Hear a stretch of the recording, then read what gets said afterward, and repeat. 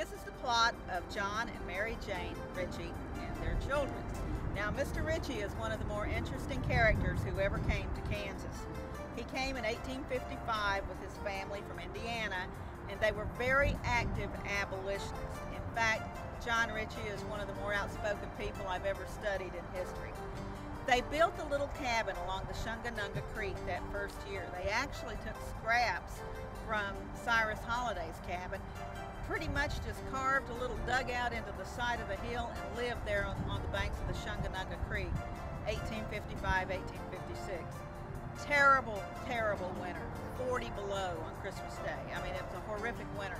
Their baby girl actually died in that little dugout that winter. They came with two children, that little baby, Mary, and a little boy named Hale. Hale survived the winter, and the next year, Mary Jane said, you know, you better get me a house or I'm not staying. So he built a very substantial stone house that is owned by the Shawnee County Historical Society. His son's home, which was built right next to that, is now the home of the Shawnee County Historical Society, the offices and classrooms, and just a wonderful asset to the community.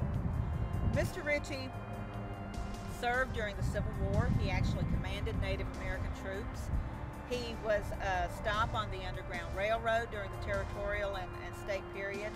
His wife actually was left at home by herself to deal with many of the runaway slaves that came through.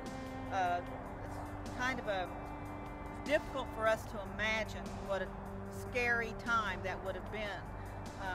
Mr. Ritchie is held in jail at Lecompton at one point during the territorial Kansas years, and one of the most controversial events in Mr. Ritchie's life, he actually shoots and kills a federal marshal in his home here in Topeka. There were some, what he considered trumped-up warrants that were brought by the pro-slavery government, and when the federal marshal came to serve those on Mr. Ritchie, he refused to go. Both men drew their guns in Mr. Ritchie's home that still stands and shot at each other, and Mr. Ritchie shot Leonard Arms, the federal marshal, in the neck and killed him almost instantly. His attorney at the inquest, there was no trial, there was a coroner's inquest, was Jim Lane, the man who had become the first U.S. Senator from Kansas and another one of our more controversial figures. So the coroner's inquest ruled that it was justifiable homicide. Extremely controversial around the state of Kansas. Mr. Ritchie was actually one of the incorporators of the cemetery here. And he was such an egalitarian that when he saw how things were shaping up here, and basically if you've got a lot of money, you get the nice high ground like Mr. Ritchie has, and if you don't, you get, you know, sort of the soggy ground where the water drains away. And he was very difficult to get along with, and so he started his own cemetery in the Knollwood area of Topeka. When his wife Mary Jane died, he buried her there. Now when he died, his sons, who were by then prominent businessmen, decided that that was not an appropriate place for their father, so they moved their mother over here and buried John here. He's probably spinning beneath us right now. Mr. Ritchie served in the Civil War. You see Colonel on here.